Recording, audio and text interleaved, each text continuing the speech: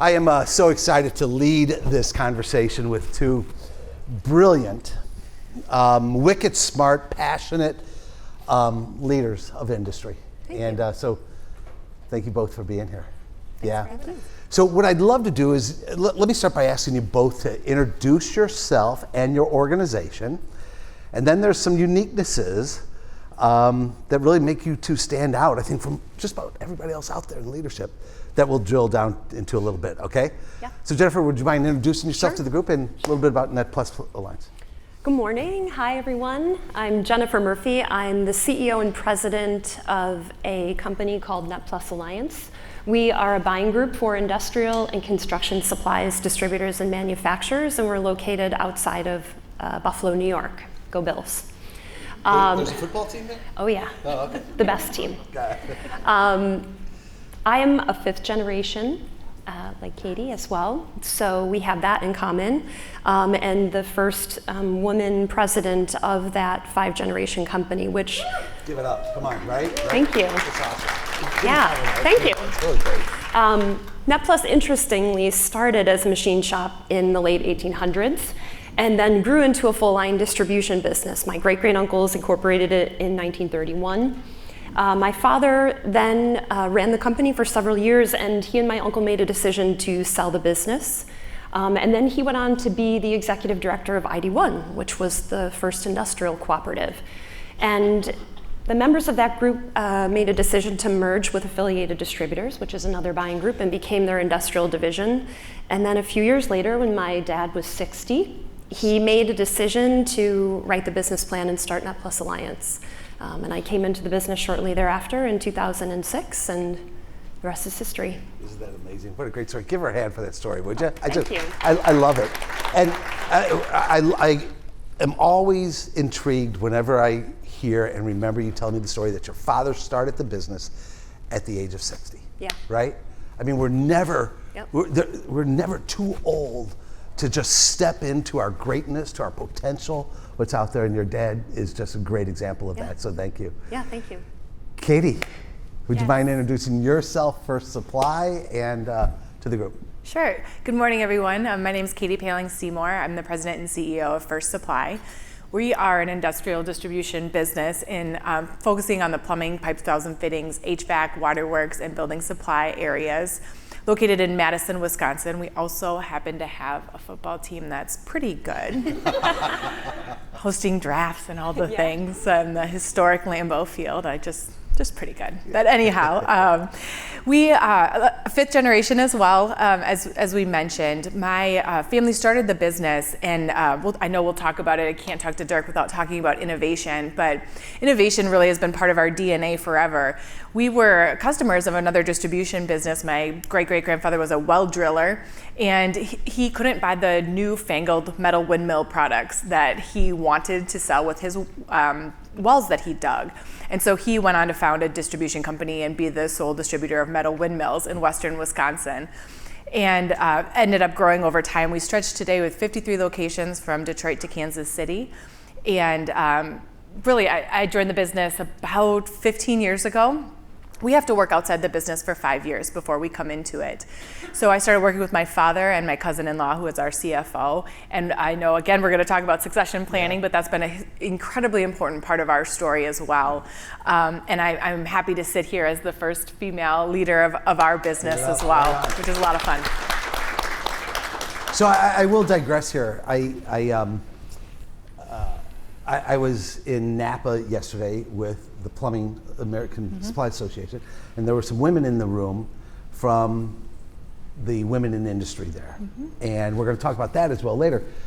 But I was talking to them offline yesterday, ladies, and I'll say this. I agree with Bono. Okay, I love Bono. I love you too. I agree with Bono when he says the future is female, right?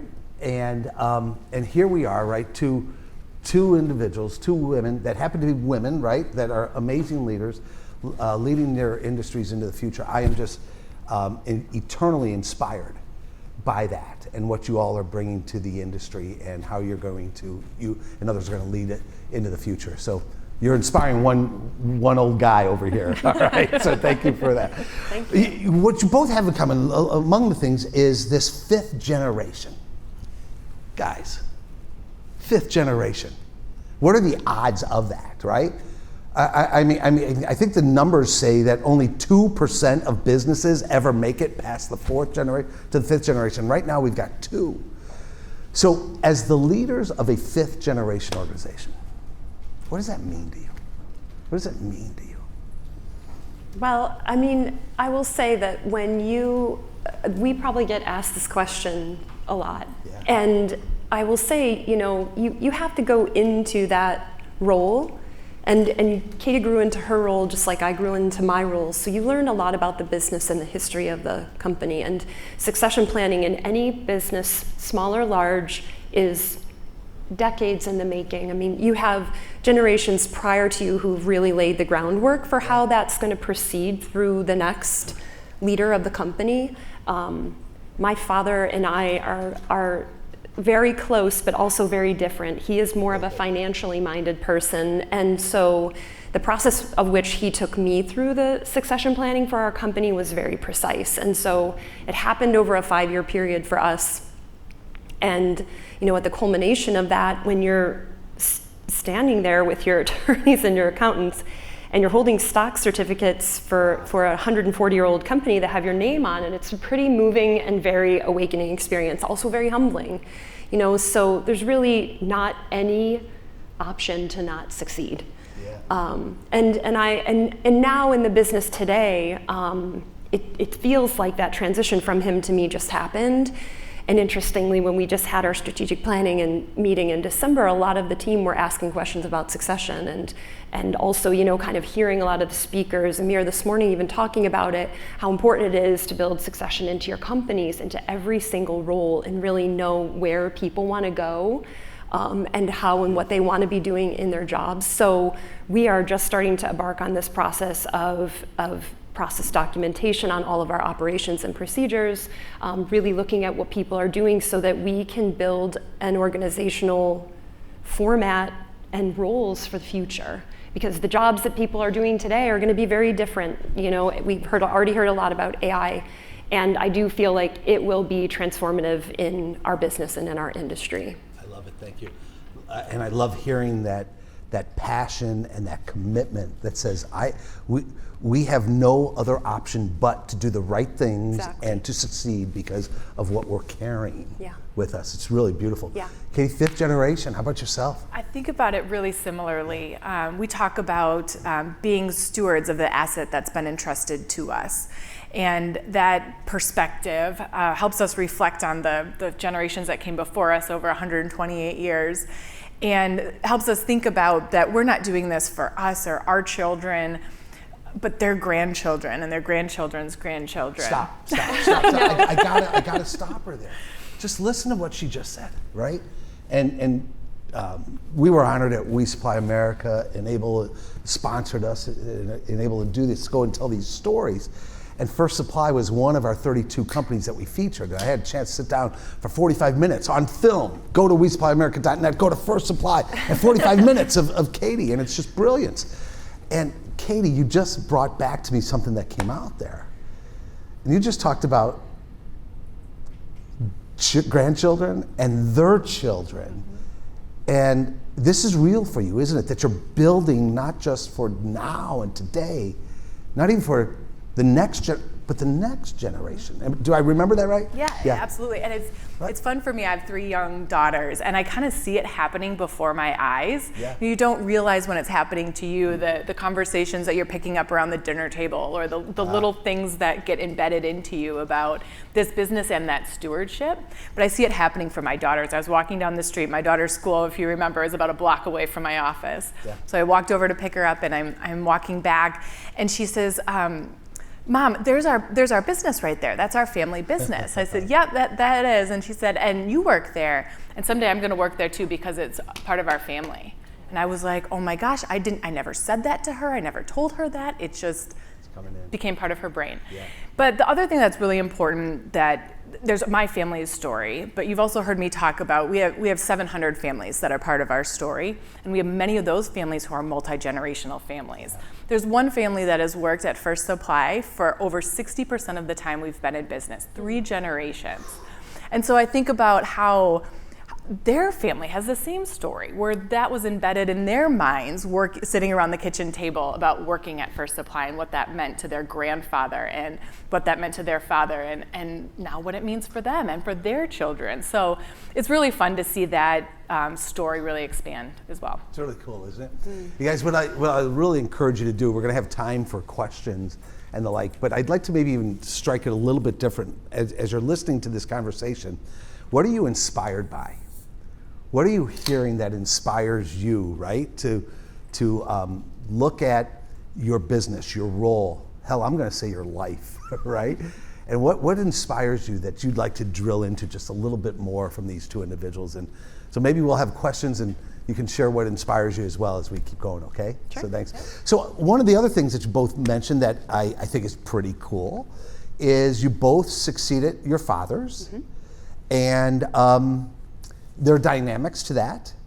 I'd love to know about these dynamics and the mentoring that you both received in that process, and any thoughts or tips for us as we go forward as well as we work with mentors and the like. Let me switch up. Katie, can I start with you? Yeah, it strikes me your first comment about what Bono said about the future is female. It took both of our fathers to recognize that as well and think differently about the succession plan. If all 4 generations had been male, they had to, whether it's conscious or unconscious, they had to make a decision that they were going to do something different and what that was going to look like. So I don't know, I guess I've never asked my father that question. Maybe I need to when I go home, but but they were both able to help us see something. And I think for succession planning for us, my father was pretty subtle about it. I thought he had a really cool job, and I wanted to do something that was as cool as his job. But it took some time for him to lay out what that was going to look like for me, and for me to come back into the business. And we have the rule that we have to work outside the business because for 2 reasons. First of all, we have another boss and another job. We demonstrate we can go out into the world and stand up on our own first. And secondly, we come back because we want to. We've already been successful in another career, and this is a choice we're making, not something that is happening because we felt obligated. So for our family, that was really important. It's not the same for every family, but for us, that was key. But one of the things that my day today is indicative of my dad. You've known him for a long time, that showing up was incredibly important to him and still is. And being present for the business and all the constituents of the business, the employees, the customers, the vendors, the industry, things like this, where we're able to tell our story, is incredibly important. So today I have a crazy day where I started at home to get my girls off at school. I'm here sharing our story, and then I'll end up in Nashville for a sales awards dinner with my team. But I couldn't say no to any one of those things because they're all critically important, helping build the business and tell our story and create who we are. But I learned that from him. Yeah. He was the master of being in 3 places at once. But not necessarily the how he did it. By the way, she's not in 3. She's in 8 different places at once. Amazing. But it's not the why, it's not the logistics, it's not the how, it's not the logistics, it's the why. Yeah. It's why you're showing up for people, because it's important. I love it, thank you. And Jennifer, before I come to you, Katie, you said something I want to go back to. You said your fathers helped you see something. What did your father help you see in this transition, right? They had to make a choice. He had to see something, that there was a different path, right? It doesn't have to be a male leader going forward. What did he help you see? I think it's the potential and the weight or the honor of that stewardship that we have, the opportunity that we have to be a part of that story of our businesses and our industries. Beautiful, thank you. Yeah, Jennifer, the mentorship with your father.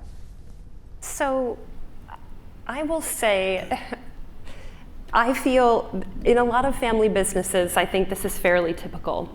So I had lived in a lot of different places, and I had been living in Boston. When I came back, my husband and I made a decision to move back to Lockport.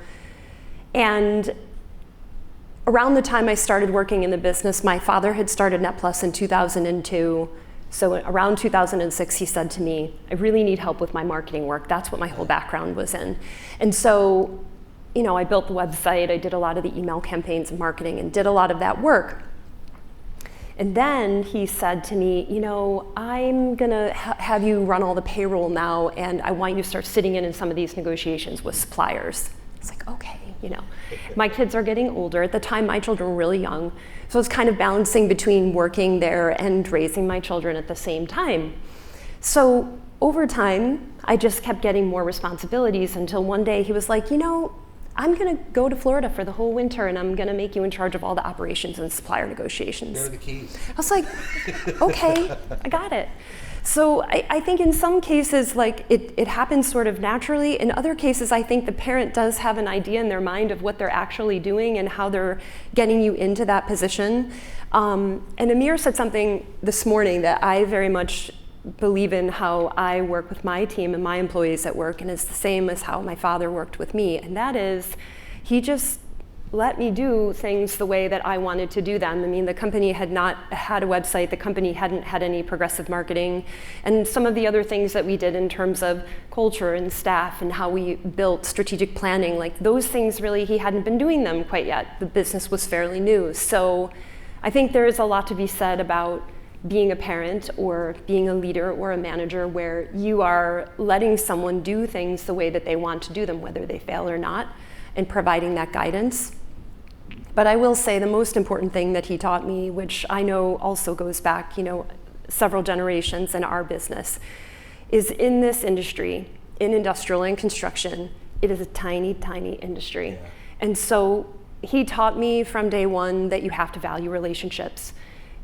Every single person in this industry ends up somewhere else than they were. And I've loved seeing some of the younger people that work in our business grow up with their friends who are now in good positions and have moved around to other companies. And my friends, who I started in the industry with 20 years ago, are now running companies and working as leaders. So you can't burn any bridges in this industry. It's way too small. And you have to be respectful of every person, wherever they sit, on whatever side of the fence they are, and really work to collaborate and build those relationships over time. So 140 years ago to today, that has not changed. And everything that we do as a team is really to instill that in all of the things that we do with the people we work with. Really cool, thank you. You mentioned Amir, and one of the things Amir said was, how do you build strategy? And he went to Jeff Bezos' quote that says, most people ask, what's going to change? Bezos suggested, Amir goes to, what's not going to change. Right. And what I heard you say is over 140 years, and maybe the next 140 years, what's not going to change is relationships, right? Yeah. And maybe how those relationships are built using technology and the like Sure. is going to change, but something to lock onto. So really cool. So I'm going to digress again, surprise. Surprise. I'm really intrigued how you talked about, you used the word parent a couple of times, okay? You both are mothers, working mothers. Are there any lessons from being a mom that you bring into business each day and that would maybe help, somebody like me that, didn't have that role, if you will? Yeah. Katie, it sounds like you've got a list. It's the hardest management job you'll ever have, with more multitasking than you could imagine, I think. I think one of the things that, maybe it's not advice, but what it helps me do is hold multiple different things at the same time, because you're never not thinking about, did they remember their ballet shoes, and did I put the right lip gloss in for the dress rehearsal tonight? But you're thinking about having a conversation on a panel, and you're thinking about where you're going to be next. It's just the ability to be present, I think, is the other big lesson I take away, because Cool. I know when I'm checking something quick on my phone and one of the guys starts yelling like, "Mom, mom, mom," louder and louder and louder. It's like, oh, whoops, I'm not present right now. I need to put this down and do that later when I have a moment, or just say, "Excuse me, I need to go in the other room and take care of something really quick. I'll be right back." Super cool. And if you don't mind, you're bringing me back to when my kids were young. I heard somebody say, "Your kids need you." Well, he says, "No, you're not listening to me." He says, "Your kids need you when they need you." Mm-hmm. And that weekend, I was in the back room on my computer. My son came in and said, "Dad, you want to play chess?" What do you think my first response was? After I get stuck, "Wait, he needs me now. Put it up. Excuse me, do you mind if I go into the other room?" Yep. Right? Yep. To be present in the right moment. So that's super cool. One of my favorite quotes, sorry to build on that, is it's very common, but it was listen to the small stuff now, because when they're small, because when they're big, they won't tell you the big stuff. Like, and it's exactly what you're saying. Like, when they're little and they want to show you a little pebble they found, if you treat that as important, when something really big happens when they're an adult that they need help with, they know you're there for them to listen. Beautiful. Thank you. Yeah. Yeah. I think most people, I would say, will put the needs of others in front of themselves. And when you become a parent, there's really no choice. You put the needs of other people in front of yourself. And when you lead a company and you have a business, you do that as well.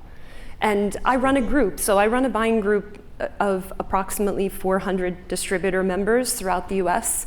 And it's my job and responsibility to come to work every day to make sure that their businesses continue to be successful.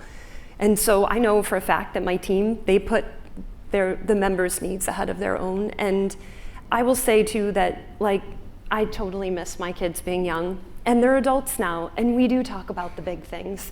And the highest aspirations I've always had for myself or in my kids and their future, and being good humans and good leaders and teachers. And when I see them doing that, now in their adult lives, it makes me incredibly proud, and I carry the same practices over to our team. I want them to achieve the highest levels of what they want in their careers. I want them to be able to have development and resources to be able to grow. And I think when you have that mindset, both with your customers and, for me, I've got those companies and their employees and their communities and customers around, and I got my arms around all of it.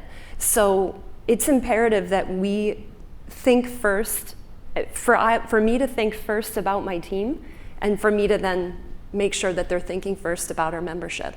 And being a mom, you just prioritize as much as possible so that you stay focused on the things that are important, so that you go to your daughter's birthday and drive in this morning and then get to an employee event. Like, you don't want to miss any of those things. And you are a testament to all of the people in your company, because you are doing all of those things and being a good parent. So, Guys, would you do me a favor? Give these two a hand for what they're doing. It's really great. Thank you. It's so good.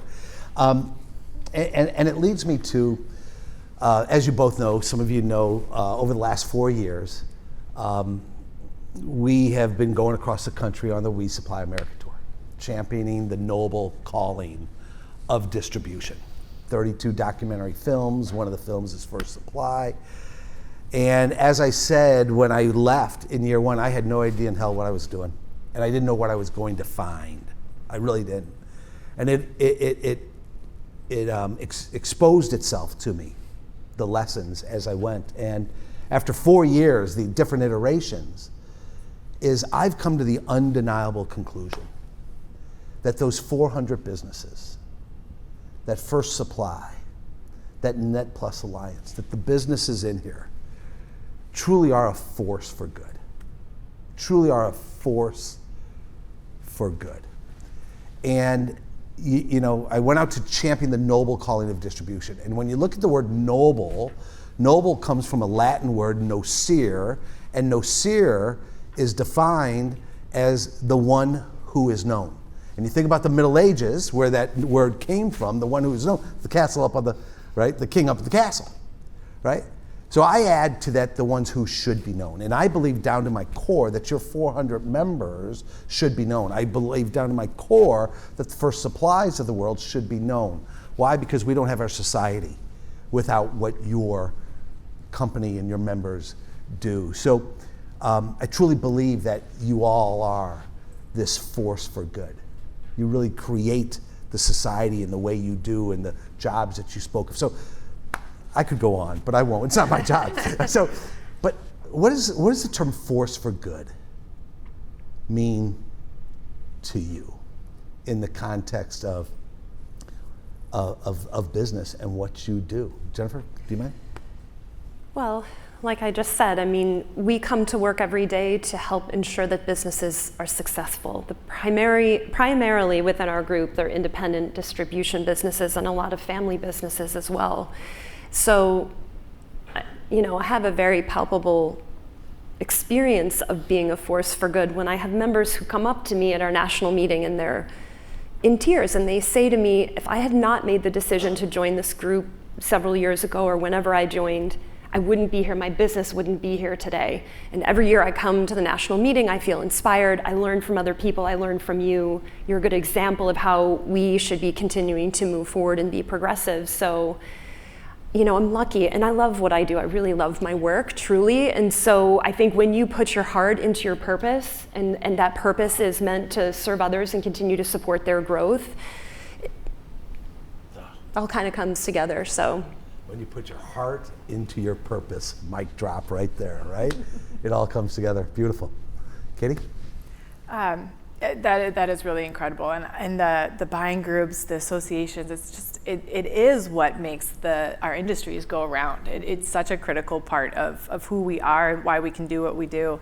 One of my mantras has become, and it probably applies to your last question too, is to do what you can with what you have when you can. Love it. And it helps me stay present, but it also helps give me that perspective about putting your arms around everybody and about being there to do when the Boys and Girls Club calls and says, we're putting in a job shadowing lab and we really need some tools so that the kids can get trained on these tools so that they can be future tradespeople. Can you help? Cool. Yes. Give me 5 minutes. And just how do we make sure that we're in a position to say yes? Yeah. We're lucky to be there. And so I think it's incumbent on us to be able to say yes because we've created these opportunities, just like you said. Yeah, really I cool. would agree with that. I have that same thought process about saying yes to the things that you can. If you are a business that has resources, if you are a person who has talents and time, you need and should be doing that to share with the world. Share with your community. There's so many things that you can do. Yeah, share with the world, share with the community. You know, and what you guys are describing is this flywheel, right? We need business success. We need growth. We need profitability. We need margins. We need partnerships, right? With to strengthen the business. Why? So that when the community is in need, not only when, but when they come to us, we are in a position to be able to say yes, right?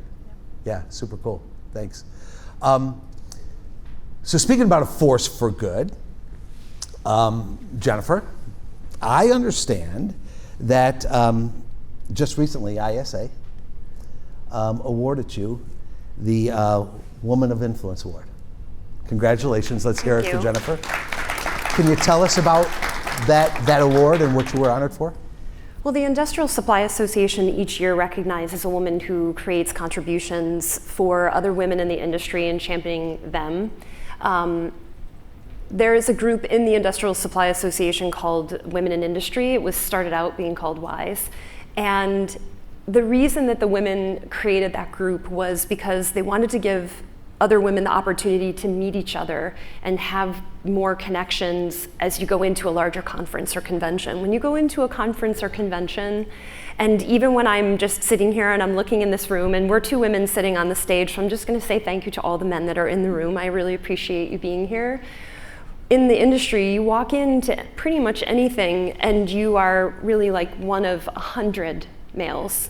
And I've been, I go to dinners and I play golf and I do all kinds of things and I have so many good friends in the industry, but when you are a woman in this industry, you do need a network of other people to help you. So whether you are a male or a female, and there are men that have received this award at the ISA as well, as a mentor, take responsibility to make sure you're leading people through a good process or leading them through an experience that you're having, whether that's at a trade show or at a conference. I'm here with Tori, one of our younger employees.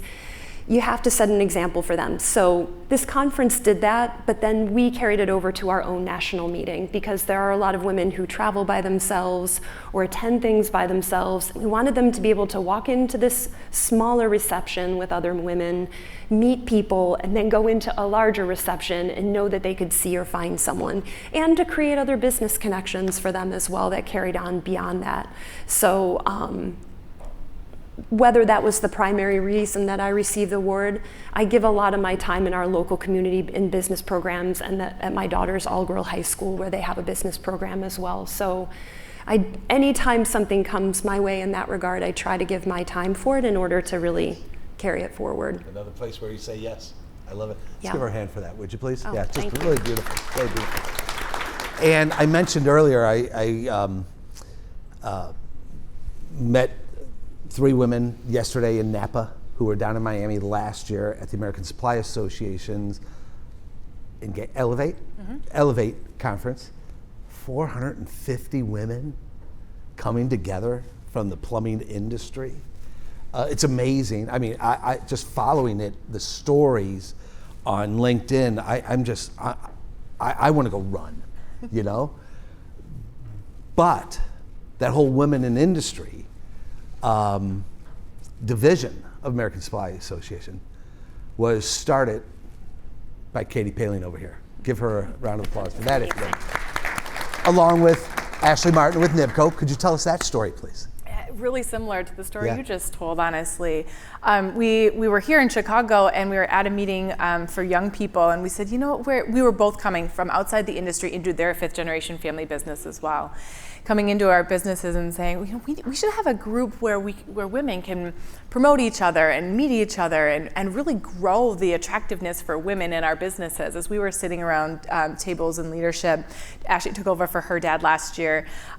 We felt like we were the only many times, and so just recognized an opportunity to create the camaraderie and the opportunity for us. So we started, we were here in Chicago, and we were hoping for 50 women. And I think 25 of them were from First Supply and 25 were from NIBCO that first year, but we hit our goal.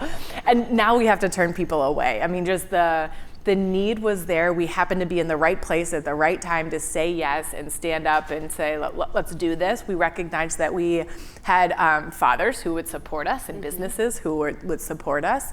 And the rest has been history. It's been a lot of fun. I've met so many people and created so many connections, not only with other women in the industry, but just throughout, because we had a platform to tell our stories. I love it. Well, I'm telling you, I'm listening. I'm so inspired by it.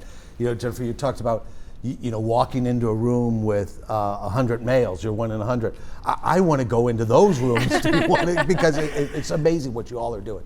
It really is. So It's very loud. yeah, So you know, I bet. very loud. Very loud. I love it. Think I'd fit in? Yes, I think you fit in All right, perfectly. All right. So I will tell you, as I'm listening to you both, a lesson I'm taking away from that, outside of creating what you created, is go back again to Amir's conversation this morning. And one of the things he talked about is this customer centricity. And he talked about the need to be close to your customers, to understand their needs better than them, to really get close to understand their unarticulated and one other term, needs of them. And that's what you did, right?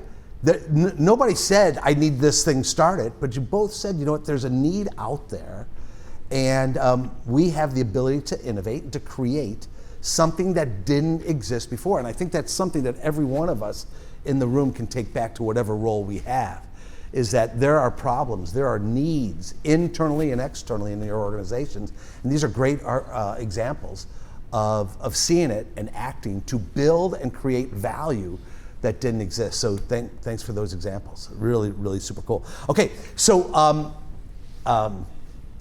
you both serve in the distribution industry, right? Our manufacturing supplier partners are absolutely critical, without a doubt. I'm really intrigued by, Katie, you've got some close generations of, I'd love to hear about those types of partnerships, and I know you do as well, Jennifer. So what is it in your mind in terms of, A, the importance of partnerships, but I think we know that, the secret sauce to really forming deep partnerships that raise the boats for everybody, if you don't mind. Katie? Yeah, I think longevity doesn't hurt, right? And more than longevity, loyalty. And can I interrupt? Sorry, yep. I shouldn't do this, but Amir, again, today said co-destiny. Yep. Co-destiny, that's what I hear you saying here. Yeah, I love that term. That's I'm going to use that, Yeah. co-destiny, because it's much, it really illustrates the depth of what that loyalty really is. Loyalty can be a shallow term depending on what you mean by it, but that co-destiny is really important. And as I think about that, I think about making sure that your co-destiny is in the good times and the bad. That when the times are good, you have fun and you go play golf and you found organizations together and you go to parties and celebrate. But that's not what it's about. That it's about when tariffs happen and prices go up 60% overnight, that you can pick up the phone and they answer your call. And they answer your call not because they know you're going to beat them up on price or say, well, I need another 5 on that. It's because you want to make a plan to win together. And I think we heard that in the last session in the stage 2, is that making sure that you come to the table with not what's in it for me, but what's in it for us. That gets you into the next generation of co-destiny, I think. Beautiful, thank you. Thank you, Jennifer. Well, I'll say one of the things that I really drive home in our business with our distributors is how critically important it is to create strategic partnerships today with your manufacturing partners. You do not want to be a transactional relationship only, because it will be very short-lived. And we could really talk a lot about AI, but there's a lot of advanced discovery happening right now about how AI could potentially be the buying and selling relationship. It could be programmed for that at some point in the future. So at NetPlus, we work hard to make sure that we put practices in place so that people do engage with each other. Ian Heller did a fantastic presentation yesterday, totally talking my language about marketing. And I think the most impactful thing that he said was he talked about how important it is to have people from every different department being involved in that strategic plan. Because if you don't have folks offering their input on the operational side or having people offer their input from the financial side, none of it is going to work cohesively together. And so you can't ever get to the point where you're going to have these harmonious distribution manufacturing relationships. I will say truthfully that one of my favorite things that I get to do is mediate. So when I have people call me with challenges, I love making that call to sort of help push things over the goal line for someone who's struggling with an issue or with a challenge. But communication is really the heart of that, and it is so important that both in your personal and your professional life, that you're talking actively with people about what you need and then what they need, and finding that common ground to be able to establish that, whether that's through sales planning or working in the field with your end user customers.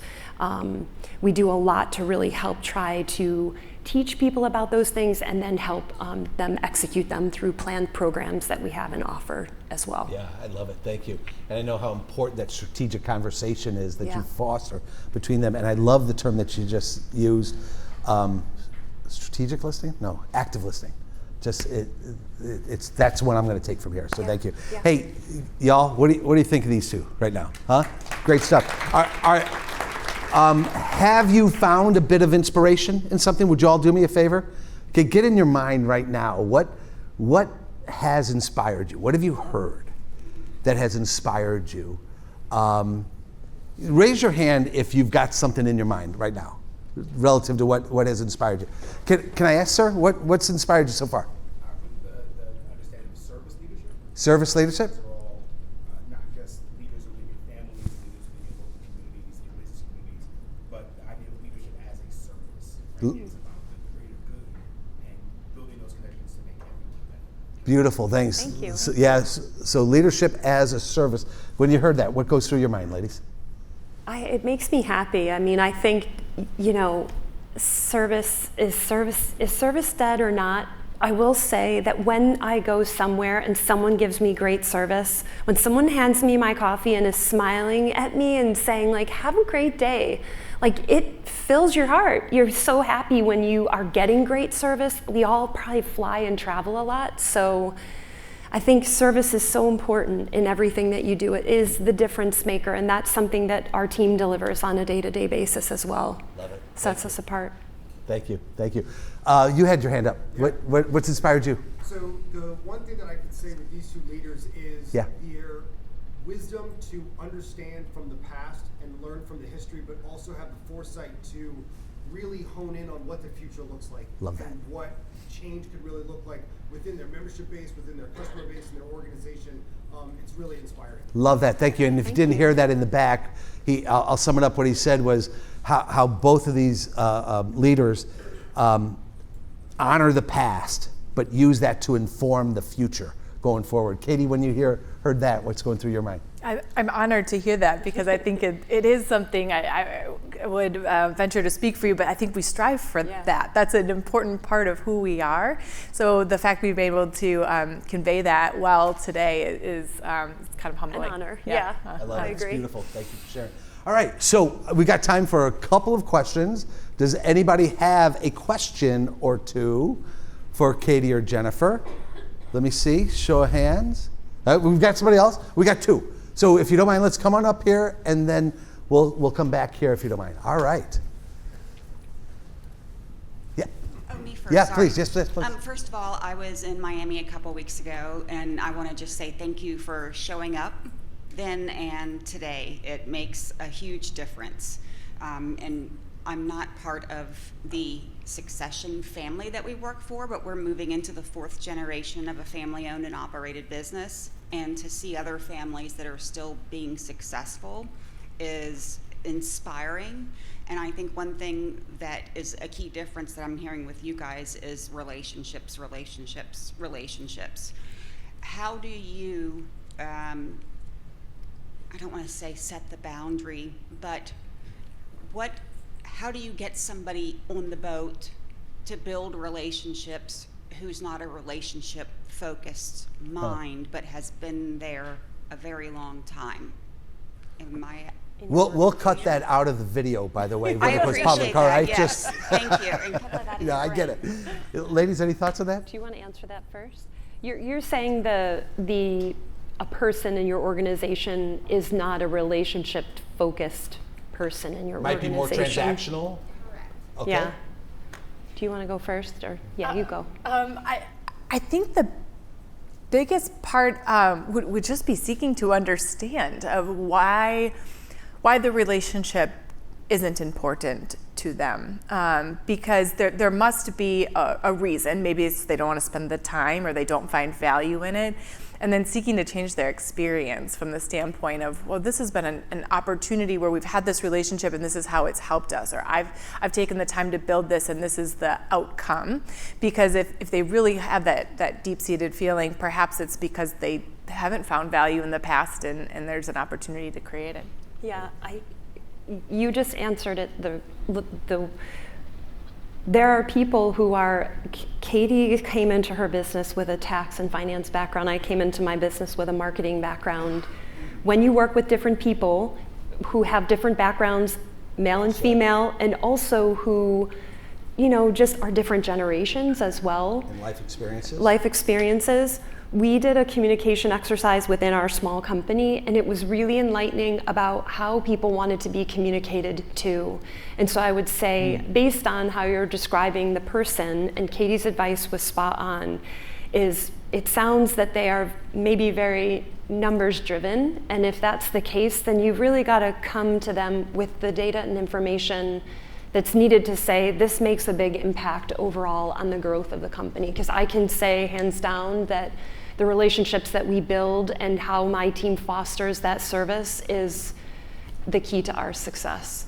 And again, as I said, this is a small industry. People move. We get so lucky when someone we're very close with goes to another manufacturer, and now we are establishing a new partnership with them. Boy, because beautiful. of that. Thank you, ladies. Thank you for the great question. I'll add to it. What's going through my mind is I think it's important to have a conversation about the definition of relationship. How do we use the word relationship in this organization, and how should we use it? And what are we moving towards, right? I mean, if you look at sales organizations that traditionally use the word relationship, some define it, right, as golf. Some define it as the dinners. Others define it as being that trusted advisor, right? So if we're not on the same page in terms of the definition of relationship also, I think that could cause some problems. So great question. Thank you, ladies. All right, one more question here, please. So I think it's fair to say that you guys are both busy, right? I think that's an accurate statement, right? And so I'm curious, kind of a selfish question, if you will. What do you guys do to make sure that you guys have the energy and the capacity to do all the things that you do? Is there what's something that's just for you to kind of give yourself that reason to get back out into the fight, I guess? So as you're thinking about it, I love it. And I love how you frame that. How do you ensure that you prioritize time, energy just for you? Because they are busy, but every single one of us are in the room are busy and overwhelmed. So this is a super important question. I'm listening. I started to laugh because I was thinking first, I'm so glad that my husband is not here. I get up really early. So if anyone is at the JW, I get up at like 4:30, 5 o'clock pretty much every day. So I love that time more than anything. I can think if I feel like writing, but mostly I usually get up and exercise and work out, go for a walk, do something that's just solely mine. My children were younger, it was hard. I still had to get up early and do that if I wanted that time. And then I just feel like you have to strike this very delicate balance. My family and my marriage to my husband is just as important to me as my business is. And dividing the time and making sure I'm walking that fine line of being home until I need to be home and then getting on a plane and then going, waiting to return a phone call until later, and then balancing that with doing the things that I love outside of work and making sure that I'm staying fulfilled in my personal life. So I'm much older than Katie. I feel like you get through your career and you get to a certain point, I will say, get to a certain age and you kind of get over that. It's sort of nice. It's a little more chill, and you just have more time to read, to listen, to talk to people, to really engage with other leaders. I feel so fortunate to be able to have that time now. So thank you for the question too. I appreciate it. I feel like I'm in the season at the moment. Like I'm in it.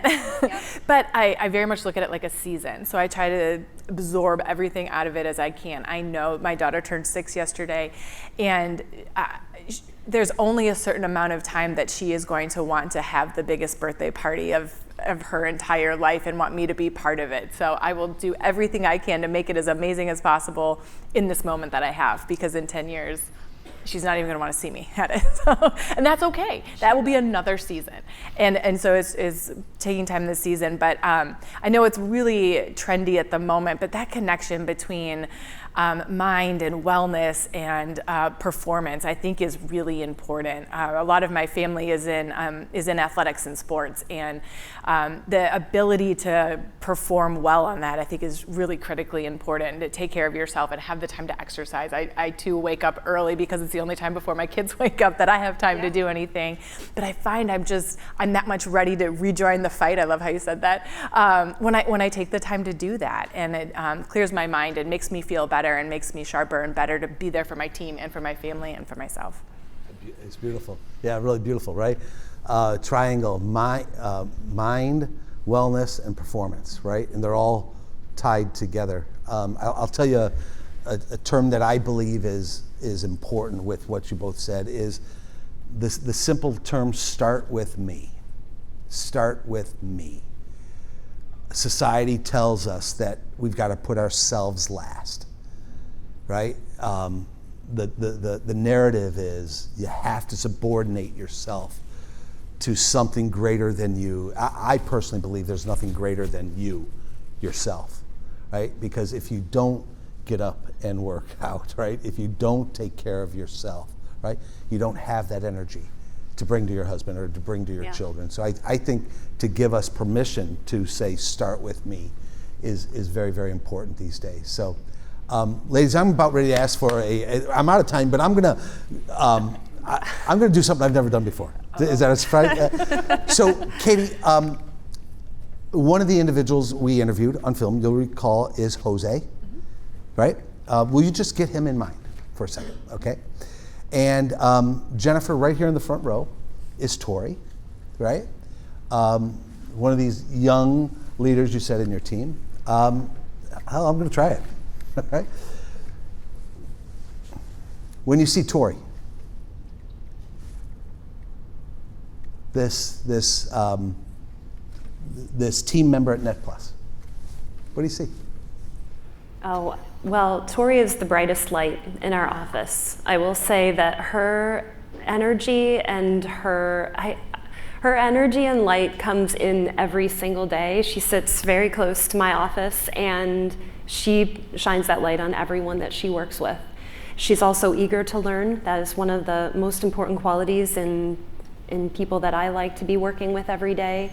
She took on a huge responsibility. Her manager had a baby last year, just at the end of last year, and she worked really hard. And she gave up some things in her own life. She loves to travel, and she gave up traveling for a couple of months so that she could put all of her time into taking care of all the financials at the company. So I'm incredibly grateful for her and for her smile. It's no matter what the day is like, it's only very rare. There was only like a couple days where she was like, oh, this is getting to be a lot. And other than that, she was super positive and happy every day. It's beautiful. Thank you. Guys, let's give Tori a hand. Thank you. Katie, the same question. Jose's not with us, but you introduced me to Jose. Jose's a special individual. Yes. And if he was in the front row, what would you say to Jose? He's someone, he's experienced profound personal tragedy with his family, and he's been a longtime employee, a team member with us, and he, like you, is just full of energy and brightness and light despite the profound tragedy that he's experienced in his own life. And I'm honored to spend time with him anytime I have the opportunity. And one of the things that I think he shared in that video was the support he felt from the business. Mm-hmm. It was nothing that we got together and said we wanted to do. It was a reflection of just the incredible individuals that we have the honor of employing at First Supply and working together with every day, that it really embodied how we think about our family and our group of families together. And so I would say thank you to him for bringing that light with him every day to the business, and for sharing his story with us and allowing us to support him in his life. Yeah, I love it. Let's get it for Jose, if you don't mind. Thank you. Ladies, we started off in a lot of different ways. I don't know if we asked one question on the list, all right? I know, I shut up. Right. You did good. Yeah, but I brought up Bono, right? And Bono has said that the future is female.